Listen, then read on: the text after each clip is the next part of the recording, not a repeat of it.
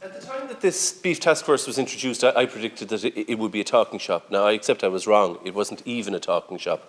How it couldn't meet during COVID using Skype or Zoom or Microsoft Teams like the rest of us have done is beyond me.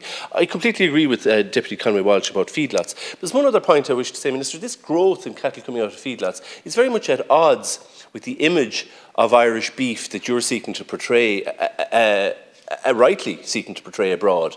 You know, this idea of cattle happily roaming the pastures, green, etc., when in actual fact they're in feedlots being fed with concentrates. And finally, the 30-month rule was one of the main items of contention, and unless that's reviewed, initially it was brought in as a BSE measure, now we're told it's an environmental measure, but to finish cattle, in particular continentals, at 30 months requires they be fed with concentrates, possibly in a feedlot. Either way, those concentrates have a carbon footprint that needs to be looked at, because the 30-month rule, while it may have, people are seeking to portray it as an environmental measure, it's actually could have the opposite effect. Listen, I think a lot of the task force did very valuable work. I think it was really important in bringing all of the stakeholders together, and the reports of it were very, very important.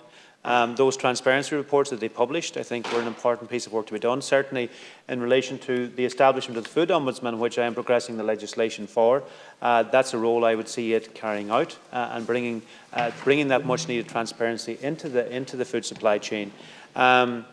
Listen, I will reflect. I think it is going to be important that we have a structure and an engagement process over time, working with all stakeholders in the beef sector as well. And I'll be reflecting on that in terms of how we step forward the work and the outcome of the task force. And I must say I'm grateful to Michael Dowling for the work that he carried out.